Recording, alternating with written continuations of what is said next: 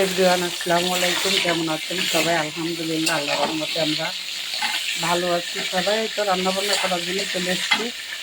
আজকে গজাল মাছ দিয়ে আর এই আলু দিয়ে যে ভুনা করব, আর হচ্ছে পটল পটল দিয়ে ডিম ভুনা করবো। এই হচ্ছে আমাদের রান্নাবান্না। এই তো বন্ধুরা, এখানে মরিচ, পেঁয়াজ, আদা, রসুন আর 2টা টমেটো ব্লেন্ডার করে নিয়েছি। আর এই যে আমাদের ভাজাও হয়ে গেছে।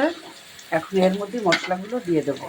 এই তো বন্ধুরা, সব প্রকারের মশলা দিয়ে আলুগুলো ভালো করে কষিয়ে নেব। আর এই যে পাশে গজাল মাছগুলো লবণ, হলুদ আর তেল আর একটু মরিচের গুঁড়ো দিয়ে আগে জ্বালিয়ে রাখছিলাম। আগে জ্বালিয়ে রাখলে আর কি এই মাছটা রান্না করলে ভালো হয়, খাইতে অন্যরকমটা টেস্ট হয়।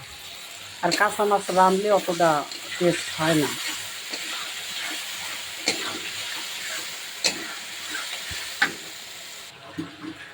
এতে বন্ধুরা মাছটা দিয়ে দিয়েছি। এখন কিছু সময় কষিয়ে নেব, ঢেকে দেই। ঝোলের পানি দিয়ে দিলাম, এবার ঢেকে দেব। এই তো বন্ধুরা, আমাদের মাছের তরকারি হয়ে গেছে, এখন নামিয়ে নেব।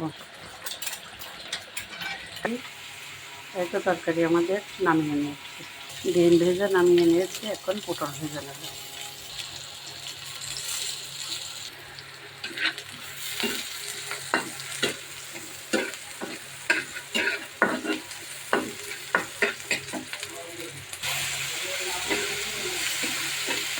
এই তো বন্ধুরা, ডিম আর পটল ভুনার জন্য মশলা কষিয়ে নিচ্ছে।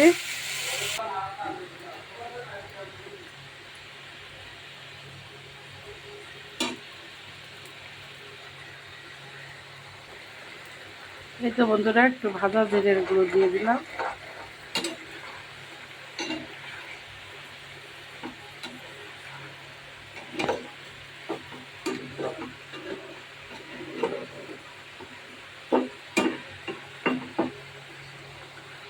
এই তো বন্ধুরা, আমাদের ডিম পটল ভুনা হয়ে গেছে। এই ছিল আজকে আমাদের রান্নাবান্না।